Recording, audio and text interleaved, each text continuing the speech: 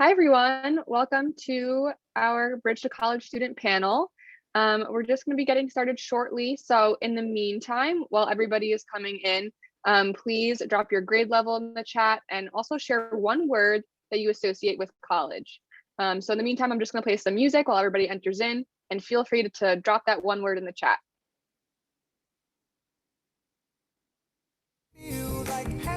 Billboard, baby, do a leap and make them dance when it come on. Everybody looking for a dance floor to run on. If you wanna run away with me, I know a galaxy and I can take you for a ride. I had a premonition that we fell into a rhythm where the music don't stop for life. Glitter in the sky, glitter in my eyes, shining just the way I like. If you're feeling like you need a little bit of company, you met me at the perfect time. You want me, I want you, baby, my sugar boo. I'm levitating, the Milky Way. We're renegading, yeah, yeah, yeah, yeah, yeah. I got you, moonlight, you're my starlight. I need you all night. Come on, dance with me. I'm levitating. You, moonlight, you're my starlight. I need you all night. Come on, dance with me. I'm levitating. I'm one of the greatest, ain't no debating on it. I'm still levitated, I'm heavily medicated. Ironic, I gave him love and they end up hating on me. She told me she loved me and she been waiting. Been fighting hard for your love and I'm running thin on my patience. Needing someone to hug, even took it back to the basics. You see what you got me out here doing? Might have threw me off, but can't nobody stop the movement. Let's go. Left foot, right foot, levitating. Pop stars, do a leap with the baby. I had to lace my shoes for all the blessings I was chasing. If I ever slip, I fall into a better situation. So catch up, go put some cheese on it, get out and get your bread up. They always leaving you far, but you run together. Weight of the world on my shoulders, I kept my head up. Now baby, stand up, cause girl, you want me, I want you, baby, my sugar boo. I'm levitating, the Milky Way. We're renegading, yeah, yeah, yeah, yeah, yeah. I got you, moonlight, you're my starlight. I need you all night. Come on, dance with me. I'm levitating. You, moonlight, you're my starlight. I need you all night. Come on, dance with me. I'm levitating. You can fly away with me tonight. You can fly away with me tonight. Baby, let me take you for a ride. Yeah, yeah, yeah, yeah, yeah. I'm levitating. You can fly away with me tonight. You can fly away with me tonight. Baby, let me take you for a ride. Yeah, yeah, yeah, yeah, yeah. My love is like a rocket, watch it blast off. And I'm feeling so electric, dance with us off. And even if I wanted to, I can't stop. Yeah, yeah, yeah, yeah. My love is like a rocket, watch it blast off. And I'm feeling so electric, dance my ass off. And even if I wanted to, I can't stop. Yeah, yeah, yeah, yeah. You want me, I want you, baby, my sugar boo. I'm levitating, the Milky Way. We're renegading. I got you, moonlight, you're my starlight. I need you all night. Come on, dance with me. I'm levitating. You can fly away with me tonight.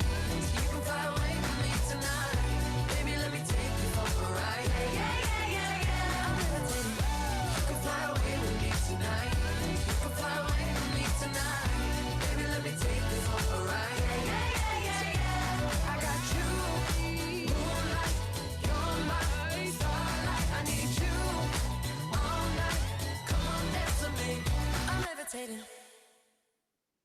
Awesome. Thank you so much, everyone. So we are going to get started. I'm going to stop sharing my screen so we can see all of our lovely panelists for the day. So welcome again, everyone, to the Bridge to College student panel. Today's panel, you will have a chance to hear from some of our amazing college coaches at our various CUNY campuses. They'll be talking about their path to CUNY, their college experience, also including some tips and tricks. And then they'll answer some of your own questions later on as well. So before we introduce our coaches, we'd like to introduce ourselves as the moderators of this panel. My name is Ellie Mashova, and I'm an admissions counselor at the CUNY Welcome Center. I'm also currently a graduate student at Baruch College. So it's definitely been an interesting time or an interesting experience starting my program in person and then transitioning to learning remotely this year. But I have to say, I do still really enjoy interacting with my classmates and professors online. I never thought that I'd be able to accomplish so many group projects over Zoom. What about you, Anna? Ooh, So I am definitely feeling those Zoom sessions. That's for sure. I have many of them. Hi, my name is Anna, and I work with Ellie at the Welcome Center as an admissions counselor. I'm currently also a graduate student, and I am studying branding and communications at City College. So really, it's been a very eventful first year just online, but just balancing work and school at the same time can be exciting, but also something that I'm sure our college coaches can definitely relate to and can confirm that it's definitely possible.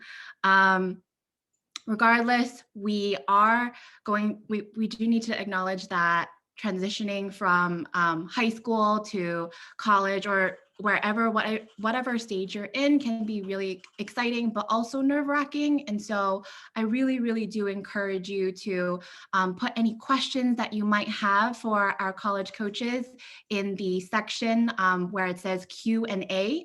I'm sure you're all familiar with the chat section, but there's also another section that you'll click on down below where it says Q&A. And also if you want closed captioning or some kind of subtitles, you can also click on that button there, the CC that's on the bottom. But without further ado, we do want to introduce our coaches as well. So I'm gonna hand it over to them to introduce themselves. Hi, everyone. My name is Natalie. I currently attend John Jay. I did graduate from BMCC in 2019. I also graduated from Noontime High School in Queens. So for those who live in Queens, hey. My current major is forensic psychology with a minor in counseling. And I eventually plan on doing my master's in school counseling or mental health counseling. Hopefully next year. I'm currently a senior and I'm graduating this December. Hi everyone, my name is Samira. I graduated from BCC in 2019. I am currently a junior. I am majoring in sociology. Yeah, that's pretty much it. Hi everyone, my name is Alicia and I currently attend Baruch. Always been at Baruch and I'm a math major with a psychology minor and also an interdisciplinary studies in New York minor. That's a mouthful, sorry. I graduated from Truman High School in the Bronx and yeah.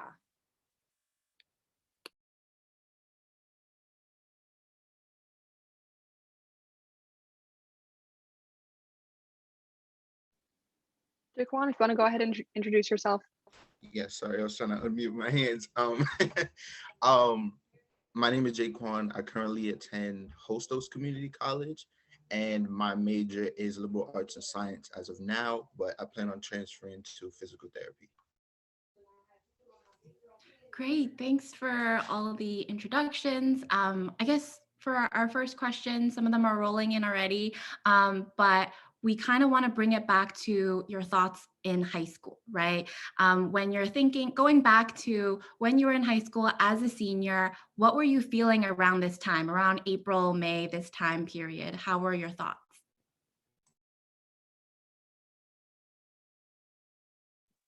Right now, I was scared, but still deciding the college I would go to. I wanted to dorm, so I was like, I got accepted to college I wanted to go to and everything, but then I hadn't talked to my parents about the fact that I'm gonna dorm, which is a whole conversation to have with my parents and my dad.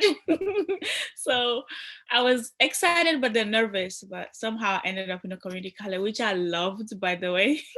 But I was having conversations and being nervous. I feel you with that anxiety thing. Except it's now April. I think I already got my acceptance. I was accepted into Macaulay and it was straightforward. I didn't care what other college I was going to. I was like, okay, I got into Macaulay, free tuition. Let's go. That's it. So I had decided where I was going like way before May 1st. So at this time when I was in my senior year, I was okay. But I still identify with that anxiety and because I was convinced I wasn't going to get into Macaulay. I was like, yeah, I'm not getting this. It's fine though. But How did you guys make decisions on where to go? Like, you were sure? Were you certain for sure? I guess, or just your thoughts in general? So I can answer this. I base a lot of my decision on the financial aspect of college. Um, I was that girl who said, I'm going to go away for school. I'm going to New Haven University. And then I got accepted. And then I saw my financial aid package and I was like, oh, they're only giving me 30 grand. That means I need to pay 20. And that was like, that's a lot of money. My mom is not going to let me take out a loan for that. So then I said, okay, financially, what's the smartest decision for me, for my family, and eventually for my future. So that's what I mainly based my decision on.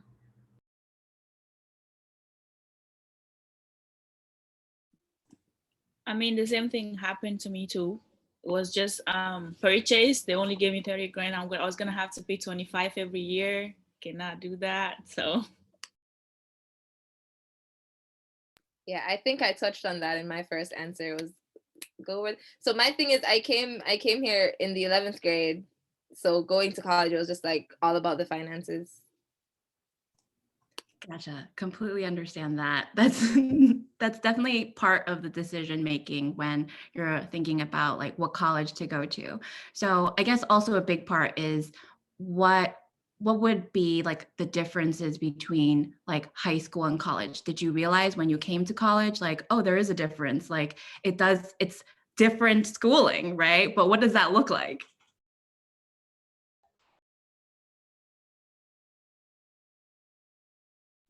uh I think your first semester, after your first week, you will definitely notice what's happening. Like on my first week, I was told that I have a 3-page paper due next week, and then I had to go study for a quiz. I'm like, whoa, hold on a second. But then, in high school, you're like, no, I can't do this because my math teacher just gave me homework. You can give that to me. At least in my school, that's how we used to do it. But this is college, and they don't talk to each other. And if they give it to you, go just, go discipline yourself somehow.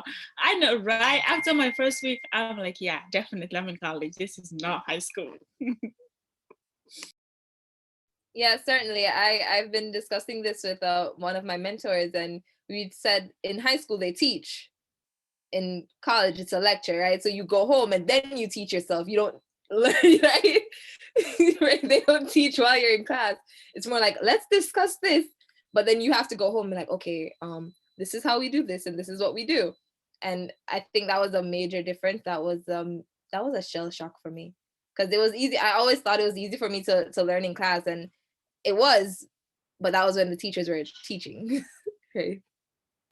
They basically give you like one time and that's it. Like like this is what I want you to do. Go home and do it, basically. So you got to keep up with the pace. It's completely different, but it definitely helps you grow and learn independently versus like relying on somebody else to do the work for you.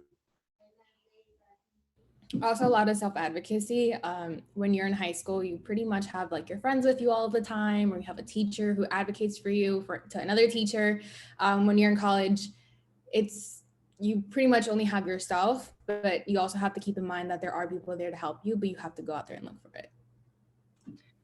Could you give some examples maybe? Like, because we are talking a lot about like being independent, and for some people that's what it is, right? College is a lot of independence, but what are some examples of when you had to self-advocate for yourself? So for me, my first experience of like doing my big girl job of, being a student in college was verification. So I, first of all, had no idea what that was. I didn't know what FAFSA was, what TAP was. I had to get help from my counselor. And then I was like, okay, now I'm getting selected for verification. What's the IRS? I know that's what my mom does. Like, she has to fill out her taxes. So I went to the office. I was really scared because I was like, I don't know anyone here. And then you're just a high school senior. You don't have that much experience with like adults, if I'm being very honest with you. So getting on the line and just speaking to them and letting them know, hey, like these are my mom's taxes. And you're pretty much giving them a huge responsibility with the taxes, because my mom was like, you better not lose these, Natalie. Like, this is not something that you play with. So I'm like already scared that my mom's gonna yell at me if I lose these in the train or something. So then giving them to a complete stranger and all that stuff, it's pretty nerve-wracking. But once I got over, I was like, oh wow, like okay, I did that. Like I'm learning. So I guess. Oh, Oh, sorry. May I? Okay. I guess mine was more of having other responsibilities outside of college. So I remember I had to be working a job, but then it happened that it kind of overlaps with the time that I was in class. Like I had to leave school by that time. And I just had to, instead of really trying to figure it out on my own, I had a very serious conversation with my professor. Said, listen, this is what is happening. This is the situation that I'm in. How can we solve it? And I mean, we did come to an agreement, and then I also spoke with the person I was working for, and we came to an agreement. So that's my experience on self advocacy. And I mean, it's one thing, if you don't ask, you'll never know, right? So it pays. Can I add on to that? So for me, when I was a freshman, my first notice of self-advocacy was the fact of checking up on yourself in a sense, because um I had a professor who, it completely was not my fault, who actually lost one of my papers. So, and I would have never known if at the end when the grades were coming out, I was like, okay, this doesn't look right. So I had to, go to the professor and ask questions. And I'm like, I did the work. So why does it look like this? And come to find out, the teacher did have the work. He misplaced it. And it was a whole process. Now they had to go back and do my grades, and I had to go back and like I think it was like 2 weeks or so to check the grades, make sure everything was, the way it was supposed to be. So if I didn't go up and ask those questions or pay attention to what was going on, my grade would have been, what it shouldn't have been. And in high school, you're so used to the teachers coming up to you and saying, here's your grade, you're failing, or I need you to do this to get your grade up, that it doesn't even cross your mind until you actually get to that point. So that was my experience.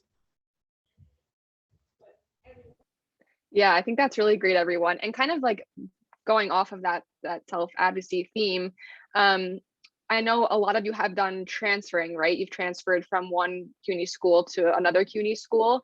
In terms of that like self-advocacy of you actually filling out that application to transfer to another school, what was that process like for you? How was that transfer process in terms of, thinking what school do I want to transfer to? How do I kind of just go about the general process? What were your thoughts when you were thinking that? So for me, well, in high school, how it went with, I had a counselor who told me that you can apply to this type of school. They're good, like they sit and they lay everything down for you, how good they are, and they ask you questions, like everything, just slowly. They hold your hand through everything. But when I when I was done with BCC and transferring, I only applied to one school because I did my research like way before. Listen, after my first week in college, I was just like, you have to be responsible, disciplined, and you have got to talk for yourself, because not this is not home, my friend. So I did my research, and then I had to understand I wanted to get my master's in social work. Which college is closer to me, and where do I want to go? I also know that I was thinking about the financial aspect of it. I had to talk to my advisor. How I was an ASAP student. How there's no ASAP in the 4-year school. How do I do that? And then they said there is ACE, which is why I had to go over there. I visited Lehman, and then I looked at the ACE. There was no one there. I took a picture of their thing and I started emailing them. And when they came to my school, I made sure that I went to their event, make sure that I asked them the questions that I needed. So for me, how it looked like was to be ready before I go to my ASAP advisor to say that this is what I want to do, this is it. So I made sure that I have my research out. So if I didn't, I could just be like, okay, I would like to apply to all the 6 schools that I have like an option to, which is not, to me, it wasn't very realistic, because then they could all accept me, but then I would be too bamboozled. I wouldn't know where to go. So I made a decision. I did my research and I was like, this is where I wanted to go. I had my reasons, which it made it easy for me to just look forward instead of just having acceptances everywhere, which is good, but it would be too confusing for me.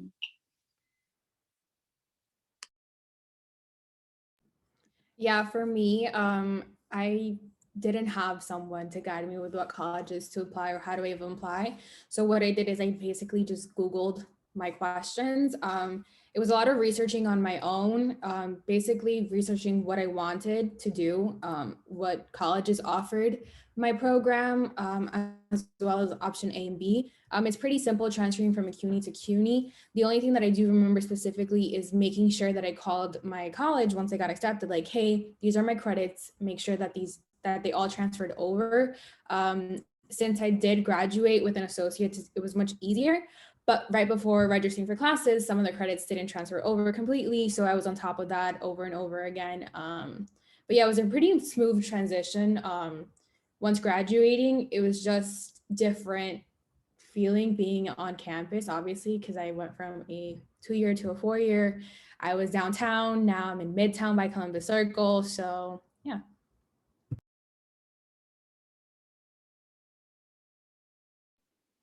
Awesome. Yeah.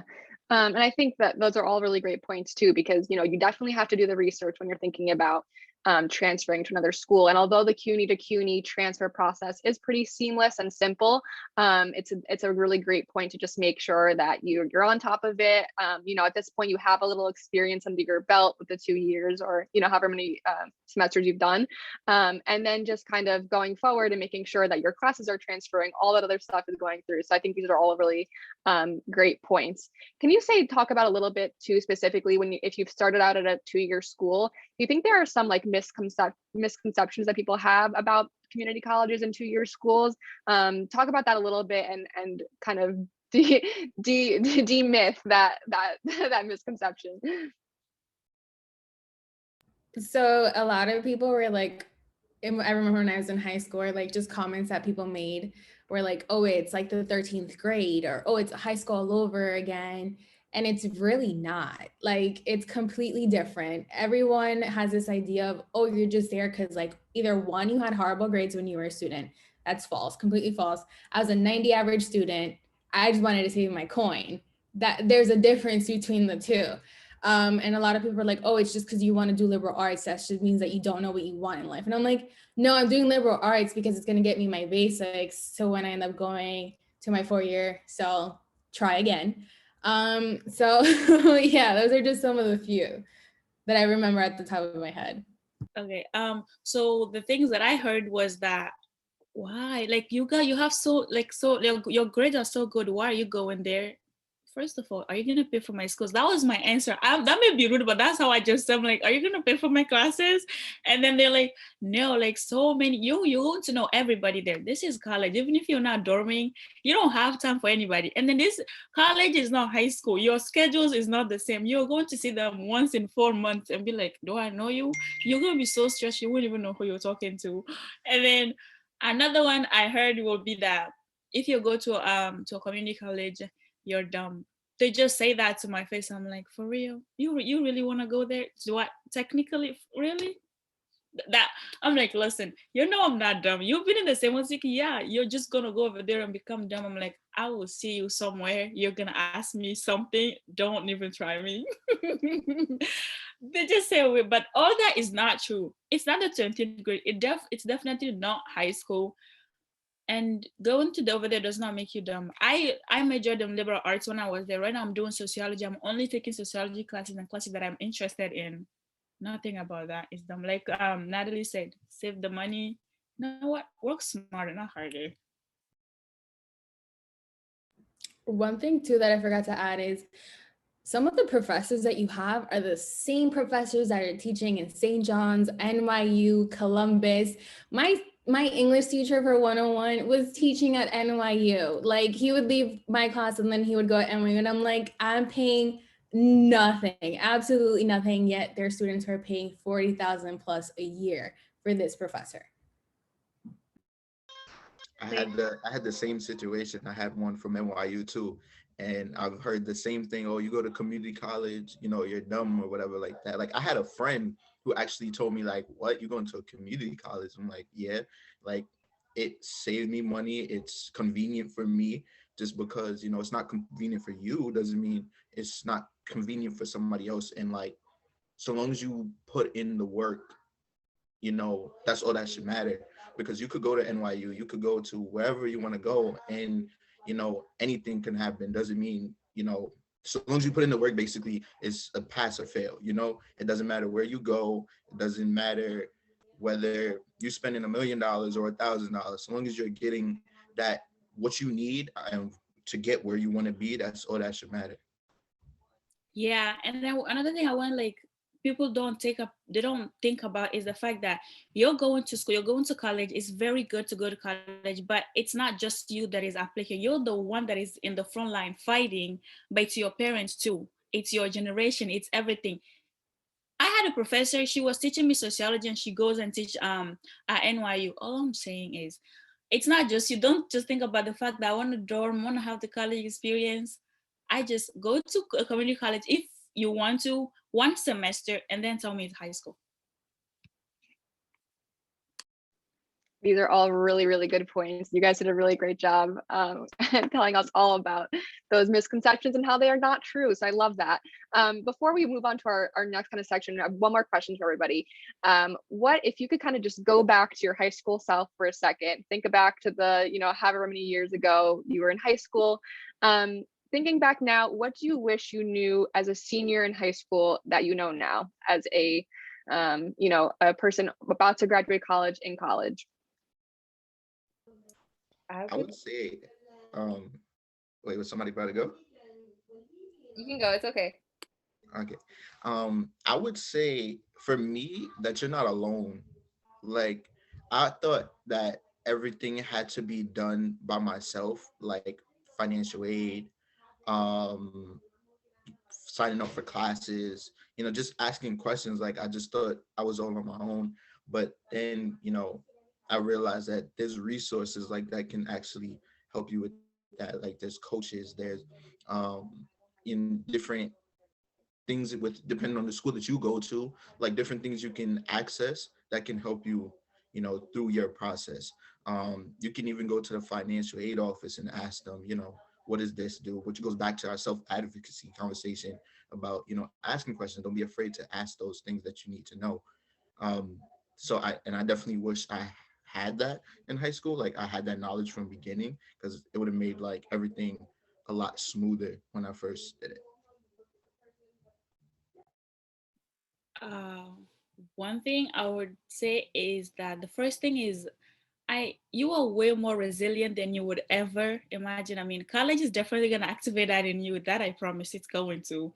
That's the first. And the second thing is that you are here because you deserve to be here. It's gonna get tough. The wind is gonna try to like just kick you off the no. You'll be here because you deserve to be here. Fight for it. I'm gonna say I wish I didn't go in thinking that I was gonna follow the exact path that I had laid out when I was going to college.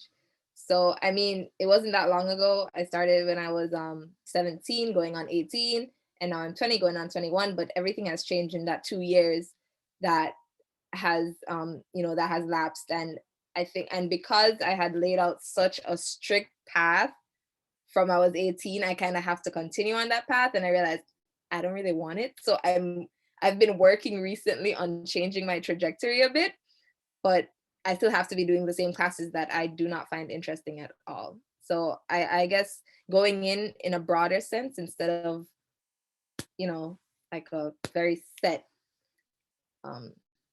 time. I completely agree. I actually started off with thinking that I was going to do forensic accounting, and here I am, a forensic psych major with a minor in counseling. I went with the mindset of just one thing, and I told myself that this is it.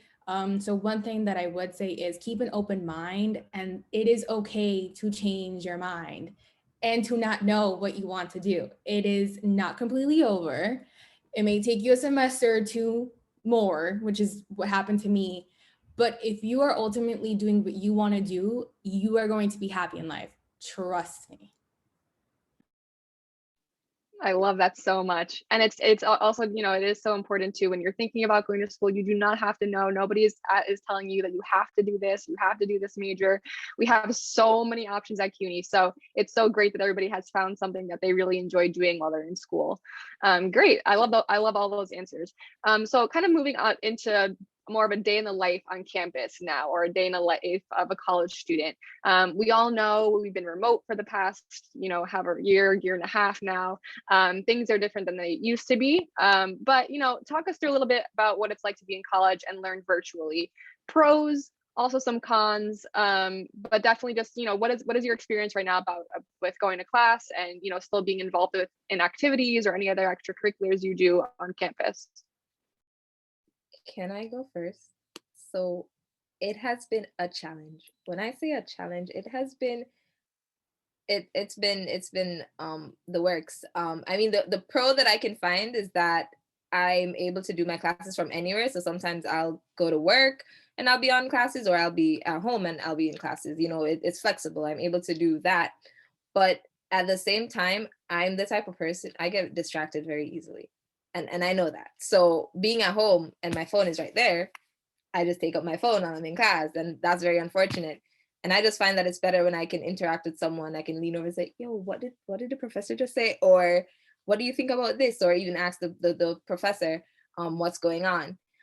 In regards to activities, I find it completely difficult. So I'm the president of the Caribbean Student Association at Baruch. And so running the events and getting people to come to the events has been very challenging. And what happened at Baruch is that we got Zoom bombed. So they were like, "Oh, you can't promote your events on Instagram anymore." And it was like, then how do people come to the events? Like, what do we do now? Right. And I mean, they post a list on my Baruch, but it's in alphabetical order. And so if your club is all the way down there, who's getting to your club, right?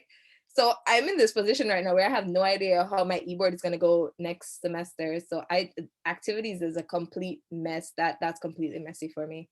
I don't know if anyone else has other experiences. For me, I would say it depends. Like for me, I'm a science major, so certain classes for me is a little bit more difficult versus in person because I know what it was like in person. So like I have to do chemistry, and it's hard to physically feel and smell certain things, or use your senses basically to figure out a chemical through the virtual world. And then it's like, it's a lot easier to go up to your professor and ask as many questions as you want versus having to send an email, wait for them to reply. They got a million other students they have to deal with, but you're trying to manage your own frustrations because it's like, I need an answer. So it's also a mental thing. And for me, I also lose focus very easily too. So it's like I have my phone as well, and I'm like, oh, my phone went off. Who's that? Or and I'm in the middle of class, and I try to keep my phone away from me. Or it's also me. It's a time management thing.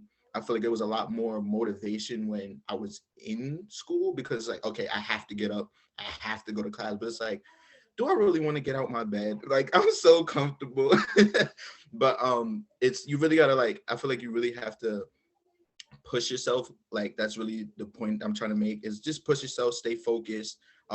It's pretty much just think of it as you're in class, but you're just in a different space, and make sure you just do what you have to do so that way you get that grade and you get where you want to be.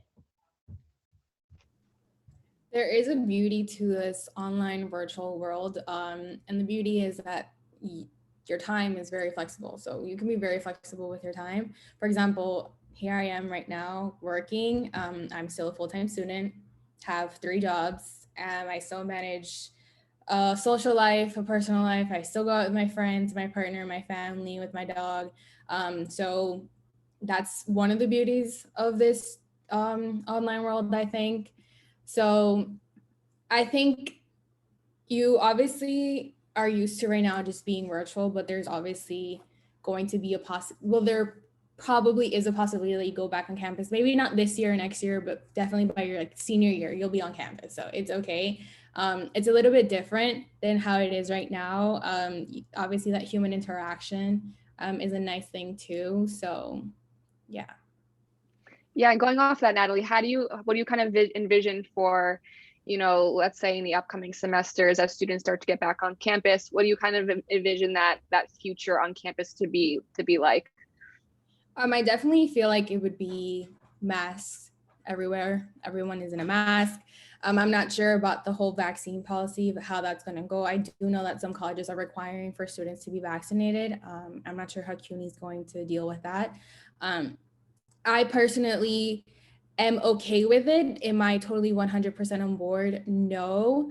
But I wouldn't mind having like a hybrid type of class. So it's like half of it isn't like if I had a lab class, like how Jaquan was saying, I would want to be in a lab class to learn science. 'Cause I cannot imagine myself having to learn anything chemistry, biology online.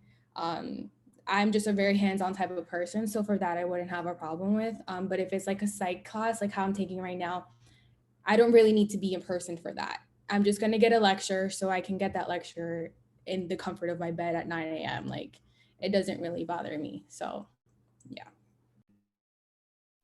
I was gonna say another good thing about online classes is I'm a sociology major, so a lot of the things that I do is a lot of reading and writing, which I can do anywhere. And I don't like the library, even if I was in school, because it's too quiet. I find it scares me when it's too quiet. I can't work. So the good thing about it is that professors have a lot of office hours. Well, some professors they have a lot of office hours and they're really understanding. So one thing I do apart from like attending lectures and trying so hard not to be on my phone, just like Alyssa and Jaquan, is attending every office hours that my professor says. I just think that helps me because they're able to put a face to the name and to the work that you put in. So that's the one thing I found a lot more flexible, because when I was in person, I had a hard time having a professor sit down and actually talk to me. But now that it's online, a lot of them, they're flexible and they're able to like have meetings one-on-one or just attend their office hours, which I think is really helpful.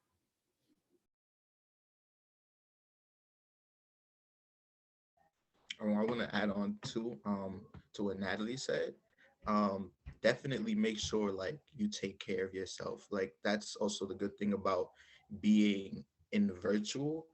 Because it's like when last semester for me, even this semester, I had like a 3 hour class. So just sitting in the classroom all day basically, and it was a PM class too. So you start getting antsy, you start, it gets frustrating trying to manage everything. Like you work, I work as well, work, go to school, and then you have to sit in school all day. For people like that, it becomes a lot. Coffee became, my best friend when I was in the school, just to keep you up and motivated and moving. So just make sure you take that time off and, you know take care of yourself. Like for me, I have a class right now from like 5 to 8, and she'll give like a break in between. Even if I have to just go for a walk, just go clear my head, go around the corner, come back, go get some food, come back. You have that time to do so, and just make sure you set like a schedule for yourself so that okay, I'm overwhelmed. Let me relax. Take care of yourself. Do whatever you have to do so that way you can come back just refreshed. Yeah, I love that. I know we have a lot of questions that people are asking. Before we kick it off with the question, just one last thing. Everyone's mentioning that they're working and they're going to school at the same time. Do you feel like you're able to kind of balance both in a good way? And also working on campus, is it easy to work on campus? Is it hard to find a job on campus? How does that work? Uh, so when I was at BCC, I was part of the ASAP program, but I was also an ASAP ambassador.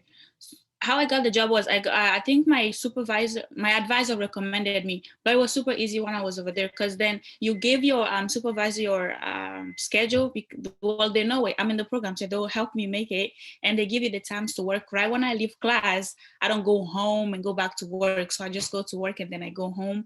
So I found it really easy. I think a good way to be able to find a job on campus is always asking. That's number one, and then two, make sure that you let your advisor know. One thing about like special programs advisors, that they're not just here to help you with just academic ones, like academic problems. If you have any personal problems, because I told my advisor that I wanted a job, and then he said that don't I have a job, and that was at that time I wasn't working. So I said no, and then he said, okay, so if I hear about anything, I will let you know. when I applied, he recommended me, and then I went for the interview. So tell your advisors, always ask and keep your GPA up, and like honor the whatever appointment you make with your advisor, honor it, because they use that to just define you, because they're like, no, they don't come on time, so I don't think they're a good person, or like, well, not a good person, but like a good fit for this position. But if you're always on time, honoring everything, they'll definitely recommend you. I want to add on to that too. That's a really good point. Because I think it was like 2 semesters ago, I actually had a really big gap in between my classes, like 4 hours. So from the time I would get out of the class before the gap, I was working part time. I would go and then come back to the school, and it wasn't far. It wasn't far. So it's like you can, depending on your schedule, you can definitely work it out or manage it. And even if outside of school doesn't work for you, um, speaking, I don't know if all schools do it, but for my school, there's job opportunities where like in between your classes or whatever, you can work on campus and then you just go straight to class right after. Like I would see so many students doing that, like working in the library, helping students and doing their homework at the same time while helping out in the library. So it's definitely manageable. Just make sure you have like you know your schedule and you can set so that way it doesn't overlap with anything and it'll keep you busy. Right. So I didn't work on campus. I started in my what am I? I'm a junior. Sorry. I started in my sophomore year and I was working at an elementary school in Harlem. One of my things when I was finding a job, I made sure that it was suitable at the distance. So it was always after school. I didn't have to leave school and then go back. It was always on my way home, or it was a good distance where I can actually get there on time. I don't have to be rushing, breaking my neck, trying to get somewhere. Um, but it worked. And I think this is what I miss too. So being at home, I'm more susceptible to just going on my phone. I have free time. And I mean, even I do work online. That's the weird part. I definitely work online, but I'll still be on my phone. But when it was in person, leaving school, that train ride from school to work, maybe I'm reading a document that I need to do for class tomorrow. Then from work again to home, again I'm reading that document. Being on the train gives you that time lapse that you need sometimes, or maybe you just use that as a break. I would get up every morning on my way to Baruch. I'm sleeping on the train because eventually your body gets so accustomed. Don't do that though. Your body gets so accustomed to the train ride that you know where you're coming off. I don't sleep very deep either. So taking a nap on the train, I make up for my lack of sleep that I was up doing on an assignment last night. But yeah, what all of you should have done or should do if you haven't filed your FAFSA is definitely do click that work study button. Just hit yes, and then you go ahead and you find your job on campus, and there you go. Also, I'm pretty positive that every single campus has a career development center in some form, could be a different name. I remember my freshman year, I wanted to look for a job, so I went there. They help you build your resumes as well as they let you like rent out like suits and tux or like bow ties for your interviews. They also do mock interviews. I didn't know what a cover letter was. My first internship I just got because I knew a person there, so I never had to actually apply for a job. So that was very beneficial. Managing work and school could be a bit tricky. I remember before, like we went to Zoom University, I would have to go to downtown at 9 a.m. and then I had class at 1, so I would have to leave at 12:30 from downtown to go to Midtown and then go back downtown. And then it was just a bunch of back and forth. So I kind of did that to myself, but I was working at BNCC. And the reason why I did get that job was because I stayed in contact with one of my program directors. So he actually offered me the job. So it's actually really important to build connections and networking. So those little events that you get an email about, you're like, okay, I don't need to go. This isn't mandatory for class. They're actually really beneficial. And those are the people that will hire you, not only when you're a student, but when you graduate and like you're looking for a job. Those are the people. So it's really, really important to network, to go out there, put yourself out there. It's really worth it. Trust me, it's scary, but it's worth it. Yes, I love all of that. Amazing, amazing, amazing tips. Okay, so I don't want to keep everybody waiting. We have a lot of questions that are being answered to our coaches. Anna, do you want to start asking some questions that we have? Yeah, so many questions at this point. We are not ignoring you. They're definitely here. I guess the first one, because we've also talked about like work-life balance and just working as well. So I guess the question is, how flexible are your schedules, are your class schedules, and deciding them as well? What goes into it? How does that factor in? Well, I don't know. I don't know if it's everybody's school, but I know my school definitely you pick your own schedule. But it's a first come first serve kind of basis. So like you when you need those classes, you want to jump right on it because you'll get the earliest times, you'll get the latest times, you'll get everything. But once the classroom is full, if you wait too long, um, then you would have to obviously take what's available. But everything is pretty much you pick. So if you have a busy day, you could pick an evening class, you could pick a more if you're more of a morning person, morning class, however you choose to do it. For me, how I balance it is that we have asynchronous and synchronous classes. So I have about 2 synchronous where I have to log into Zoom, listen, ask the questions, and then my 3 classes are asynchronous. The reason for that is that I like writing, so I find it easier for me. They make me read long things, but at the end of the day, I get to do what I like. So, pick your battles. That's that. I did it that way. So because most of my classes are asynchronous, I'm able to commit time to working during the day. And then at night, do not do this. I do not think it's healthy. I spend my nights doing my homework and I don't go to bed early. I don't think it's healthy. Please don't do it. Yeah, for me, so I like to have 4-day weekends or 3-day weekends. So what I try to do my very best is to have a Tuesday, Thursday schedule, or at least Tuesday to Thursday. I remember my freshman year had class Monday to Thursday, and I was like, oh, okay, at least I have Fridays off. It's pretty flexible because I technically only have one live class, so synchronous class, from 10 to 12, and then the rest I have free time, but it's really not free because I technically have to work my other 3 jobs. So I plan out my days. My best friend is my planner. Not my actual best friend, but my actual planner, because it actually lets me plan out my days, and it tells me what I have to do. So if I do have a meeting, I don't double book myself, if it's with a student or with staff or anything like that. I also need to keep track of time of like what assignments I have to do, because I hate working or doing any classwork on the weekends, because the weekends are like me time. It's my self-care time. So don't bother me on the weekend. So I try to do everything Monday to Friday. So yeah. That's actually really good to hear because I thought I was the only one that do the same thing. Because I try to like what I do for my scheduling is I figure, okay, Monday through Friday I'll go to school, like I'll space it out so that way everything is not crammed up into like one day or 2 days or whatever. But Saturday and Sunday, no, I'm not. That's my time to relax, to get out of that. Like even if it's just I'm doing schoolwork or something, I don't have to physically sit in front of a screen all day. So that's a really good point. Okay. I mean, it sounds like you guys have really busy schedules. I don't know how you're keeping up with everything because it sounds like craziness.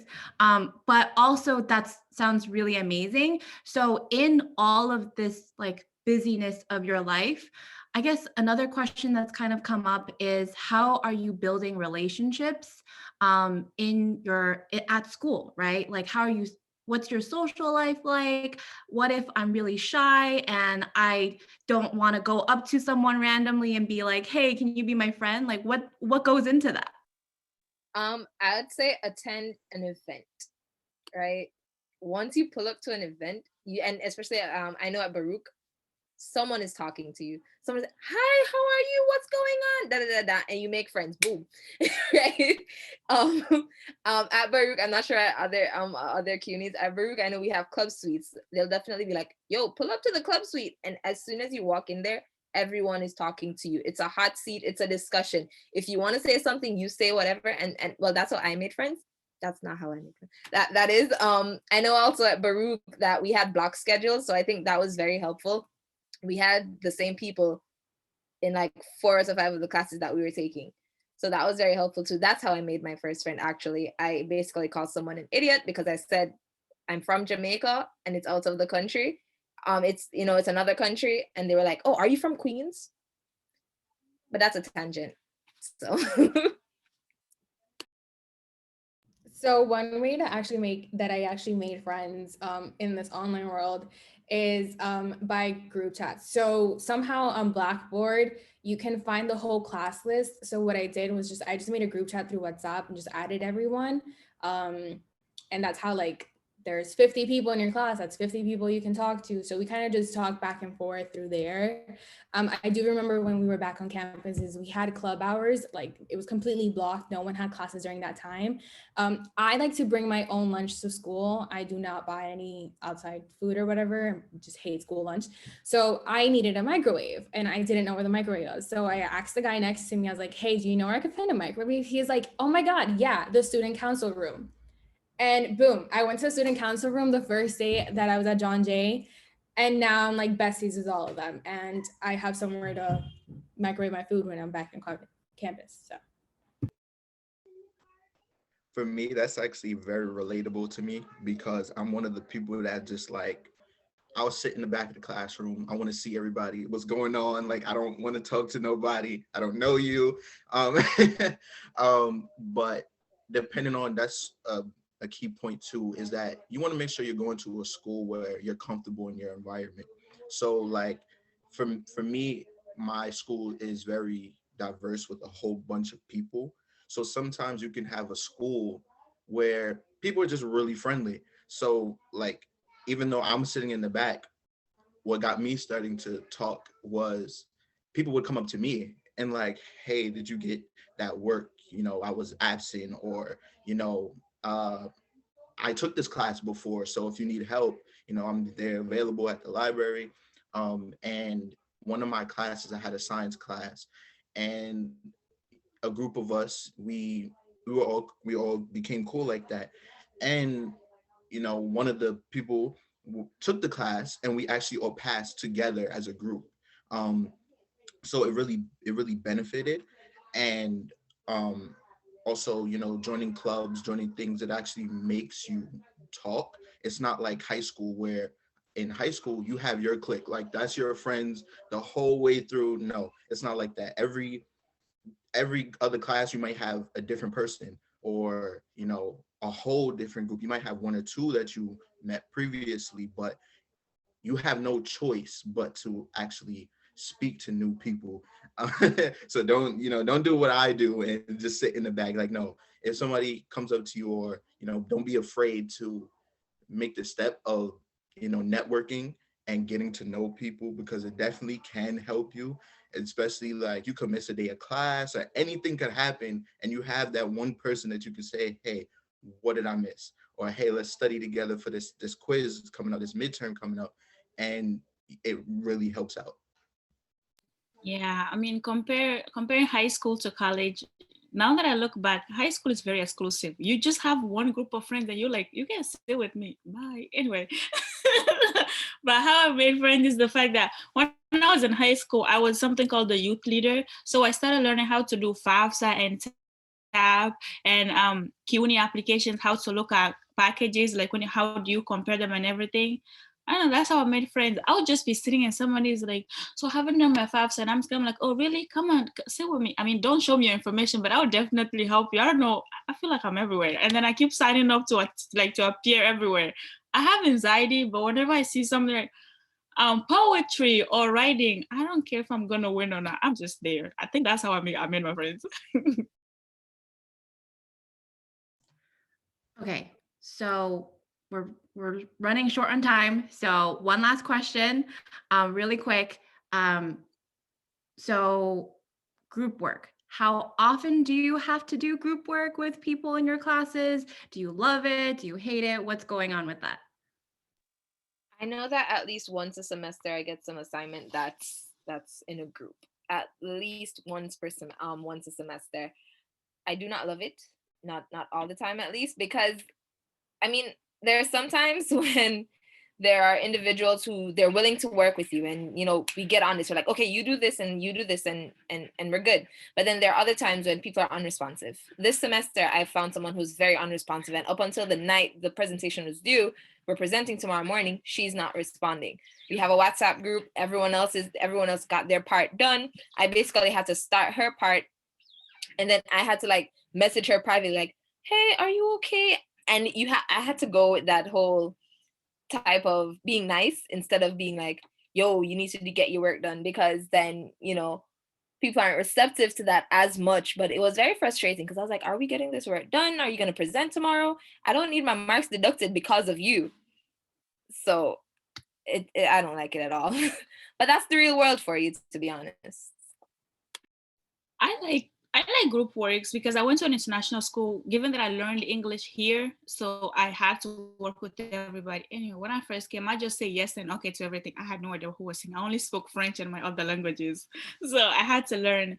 But one thing that I do right now, I do have group works from in my health class. So what happens every Monday? We meet in Blackboard Collaborate. Not everybody shows up, so I give you 3 strikes. The first one, I will do the work. Second one, I'll ask you if you're okay. Third one, I'm taking you to, I'm like gonna tell the other group so we can all talk to you. The fourth one, your name is out of the group, you didn't do the work, and this is college, we're done. You know, I see this as showing up for myself, because when they keep doing that and it's like you keep doing the work for them, it becomes your job. And as much as I like writing, chill, man. No, you have 3 strikes, and the fourth one, your name is out, and that's it. You did it to yourself.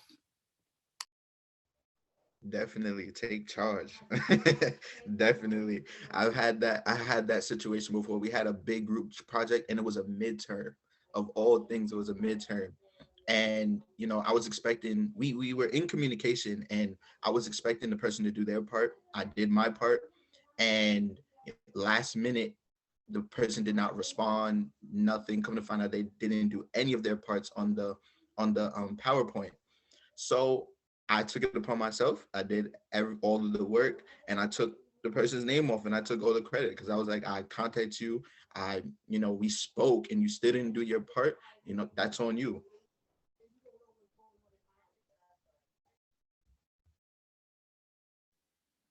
Yeah, I think we've all kind of had some interesting experiences with group work over the past year. I'm glad that everybody has some funny stories to share, and also is taking, responsibility and accountability for their work, which is amazing. Okay, so we're kind of at the end of time here, which is crazy. This hour went by so quickly.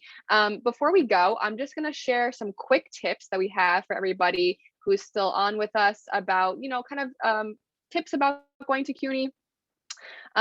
Everything you kind of need to know about campus. CUNY First is your friend, number one. Continue to check it for updates on your application. Continue to sign up for classes. Do everything you need to do on CUNY First. It is there for you. It is there for you to make use of it. Number two, when you're emailing your campus, once you've made your decision, just make sure to put your name and your CUNY First ID, no matter what you're asking about. It's just going to kind of clear up that communication a lot more. And then also, your best advocate is yourself. We've talked a lot about self-advocacy this session.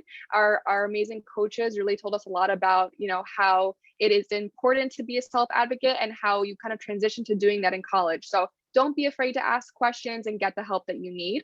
And then check out our other open house events for more information about support programs, eligibility. We're talking a little bit about ASAP and ACE, SEEK, CD. All these are really great programs to join into. So we can't wait to welcome you to CUNY. We have a next College Bridge panel coming up next Wednesday from 4 to 5. So please join us there. And if you have any other questions, feel free to email us. You can email us at admissions@cuny.edu. We were so happy, and thank you so much to our coaches for joining us today. We're so grateful that everybody was here. Have a good rest of your day, everyone. Thank you so much again.